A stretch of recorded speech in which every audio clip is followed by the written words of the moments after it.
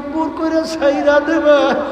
বাজান কিয়ামতের ময়দানে ঘর নাই, বাড়ি নাই, গাছ নাই, পানি নাই, ভাগুন নাও কোনো জায়গা নাই, ছায়ার কোনো ব্যবস্থা নাই। আরে সূর্যের তাপে নাফরমানদের তালুটা টাস টাস করে ফাইটা মগজগুলো ভাতের মতো টকবক টকবক করে উতলাইয়া বাইয়া বাইয়া পড়তে থাকবে। বাজান আমি বলি না, আল্লাহ রাসূল বলছে শুনাইতে আছি। এ দুনিয়াদার পাগল আমার বাবারা, ওদিকে জাহান্নাম এবং বেহেশত আমার মাওলা কাছাকাছি কায়েম করবে। আরে জাহান্নাম কিয়ামতের ময়দানের দিকে এমন ভাবে ঘুরি ঘুরি ডাক দেবে, আসবে আল্লাহ। আল্লাহর হাবিব সেজদায় পড়ে কাঁদবে, মালিক আমার উম্মাহ যদি জাহান্নামে খাইয়া ফেলায়, আমি রাসূল তোমার কুদরত জালালের কসম খাইয়া বললাম আমি তোমার বেহেশতে যাব না। তোমার ইজ্জত জালালের কসম খাইয়া বলছি আমি তোমার বেহেশতে ঢুকবো না। আল্লাহ রাব্বুল আলামিন বলবেন, হাবিব এই পানি নিয়ে জাহান্নামের দিকে সিটানি মারে। যখন সিটানি মারবে, কেত কেত করে জাহান্নাম পিছনে দৌড় মারবে। আরে হাবিব, আল্লাহর হাবিব বলবেন, মালিক এত ফেরেশতা জাহান্নাম ধইরা রাখতে পারে না, এখন কুদরতি পানি দেওয়ার সঙ্গে সঙ্গে জাহান্নাম পিছনে দৌড় মারল। আল্লাহ রাব্বুল আলামিন বলে, হাবিব গো এখন কুদরতি পানি না।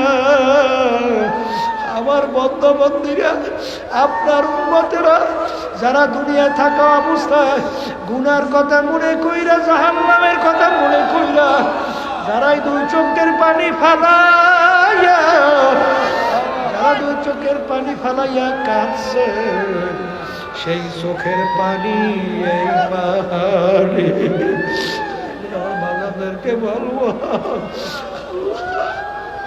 বাজার বরকত পাই বলছিস।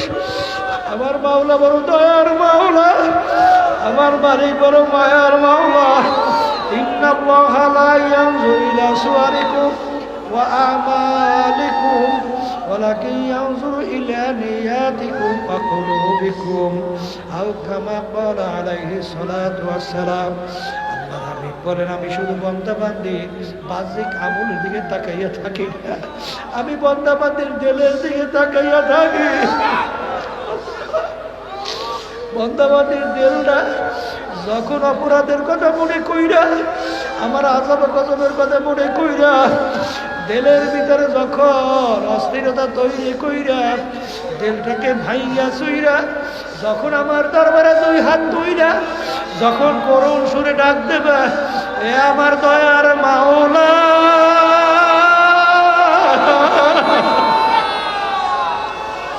এ আমার দয়ার মালিক, নাফরমান তোমার দরবারে হাজির।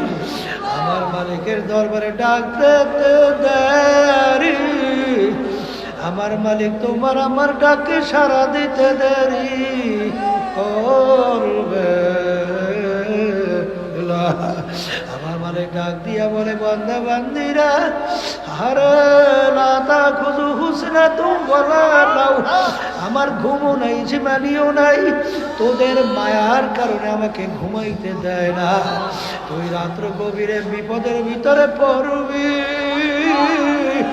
আর যখন তুই করুণ সুরে ডাক দিবি, হে আমার আল্লাহ,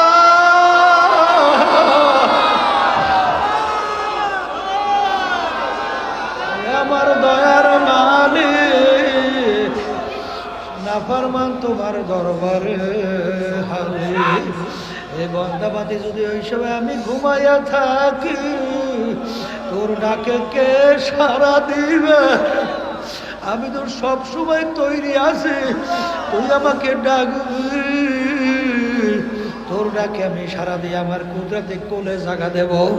আমার বাজানদেরকে ভালো পর্দায় মা বোনে যারা শুনতেছে, বাজান আমার মালিকের রহমতের নজরতেই মজলিসে আছে। আমার মালিক যখন নিয়ে আসে, দিলটাকে ভাইয়া গুনার কথা মনে কইরা মাওলার দরবারে মাপ চাওয়ার মতো চাও। যদি চাইতে পারো, আমার মালিক তোমাকে আমাকে মাহরুম করবেন না, শয়তানের হাতেও সুপর্দ করবে না। আমার মালিক তোমাকে আমাকে গুনাহ মাফ কইরা গুনাহকে নেকের দ্বারা পরিবর্তন করবে। আমার বাজানদেরকে বলো, পর্দারে মা বোনদেরকে বলবো, বাজান মাহফিলে মালিক নিয়ে আসছেন, সবাই কিন্তু মন চায় গুনাহ থেকে ফেরবে, নেকের কাজ করবে। চোখে পানি নিয়ে কলম নরম কইরা কবরে যাবে, কিন্তু বাজান শয়তান এবং নাফস আম্মারা তোমার আমার পিছনে সব সময় লাগা। বাজান তোমাকে আমাকে গুনার ভিতরে উদ্বুদ্ধ কইরা জড়াইয়া জাহান্নামের দিকে নিয়ে রওনা করছে। বাজানদেরকে বলো, এই জন্যই আমাদের আল্লাহ রাব্বুল আলামিন বলেছেন, ওয়া কুনু মা'আস সাদিকিন, তোমরা সাদিকিন বান্দাদের সঙ্গী হও। এই জন্য আমার বাজানদেরকে বলবো, চরমনায়ের তরিকা যাদের ভালো লাগে তরিকার সাথে জড়াইয়া ঔষধ পালন করে দেখবেন দিনের দিন দিল নেকে ঝুঁকবে, গুনার থেকে ফিরবে, চোখে পানি আসবে, আল্লাহর ফজলে মাওলার মোহাম্মদ কলবে জমবে। আর বাজার চরমনায়ের তরিকা ভালো না লাগলে যে কোনো এক সহি তরিকায় যাও, কারণ বাজার যার মুরব্বি নাই তার মুরব্বি হয় শয়তান। জন্য কেউ একা থাইকো না বাজান, যে কোনো এক খাস আল্লাহর বান্দাদের কাছে যাও, যাইয়া পরামর্শ অনুযায়ী চলো, কারণ তোমার কবরে আমি, তুমি যাবা, আমার কবরে আমি যাব।